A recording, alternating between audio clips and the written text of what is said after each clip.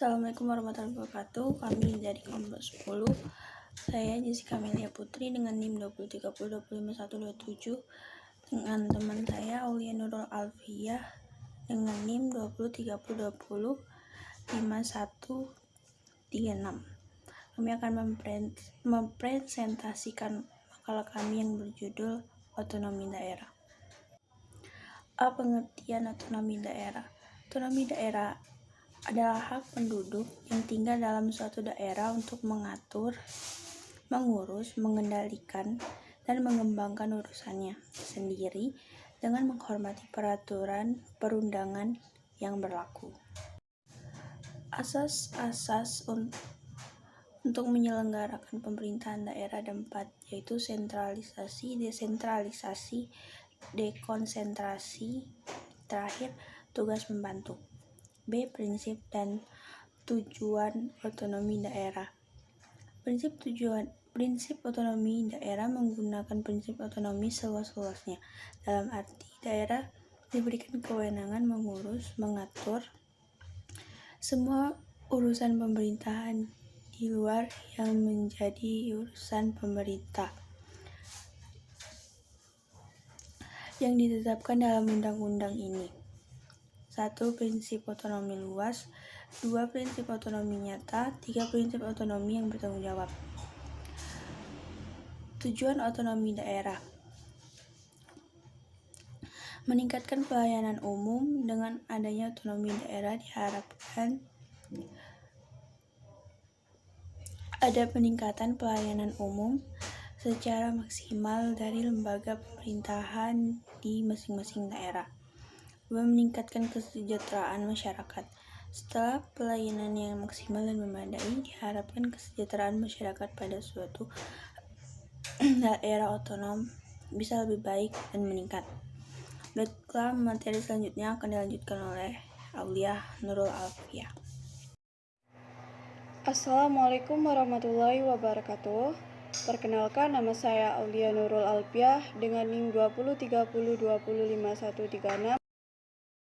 Baiklah, di sini saya akan melanjutkan penjelasan materi dari Saudari Jessica Amelia yang berjudul Otonomi Daerah. Tujuan otonomi daerah: 1. Meningkatkan pelayanan umum. Dengan adanya otonomi daerah diharapkan ada peningkatan pelayanan umum secara maksimal di masing-masing daerah. 2. Meningkatkan kesejahteraan masyarakat. Setelah pelayanan yang maksimal dan memadai, diharapkan kesejahteraan masyarakat pada suatu daerah otonom bisa lebih baik dan meningkat. 3. Meningkatkan daya daerah. Dengan menerapkan otonomi daerah, diharapkan dapat meningkatkan daya saing daerah dan harus memperhatikan bentuk keanekaragaman suatu daerah serta kekhususan atau keistimewaan daerah tertentu, serta tetap mengacu pada semboyan negara kita Bhinneka Tunggal Ika, walaupun berbeda-beda namun tetap satu jua. C. Dampak negatif dan positif otonomi daerah. Dampak positif otonomi daerah paling pada efisiensi pemerintahan. Hal ini karena daerah diberi hak untuk mengatur sehingga daerah berkesempatan membentuk sebuah sistem dan aturan yang cocok dengan wilayahnya tersebut, tanpa perlu menunggu arahan pemerintah pusat. Dampak negatif otonomi daerah: 1. Munculnya sifat kedaerahan atau etnosentrisme yang fanatis sehingga dapat menyebabkan konflik antara daerah. 2. Munculnya kesenjangan antara daerah satu dengan yang lain karena perbedaan sistem politik, sumber daya alam maupun faktor lainnya. 3. Munculnya daerah yang sewenang-wenang. Permasalahan dalam otonomi daerah di Indonesia.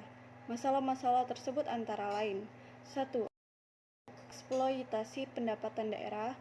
2. Pemahaman terhadap konsep desentralisasi dan otonomi daerah yang belum mantap. 3. Penyediaan aturan otonomi daerah yang belum memadai. 4. Kondisi aparatur pemerintah yang belum menunjang sepenuhnya pelaksanaan otonomi daerah. 5. Korupsi di daerah. 6. Adanya potensi munculnya konflik antar daerah. Baiklah, mungkin itu saja penjelasan dari kelompok kami. Terima kasih. Wassalamualaikum warahmatullahi wabarakatuh.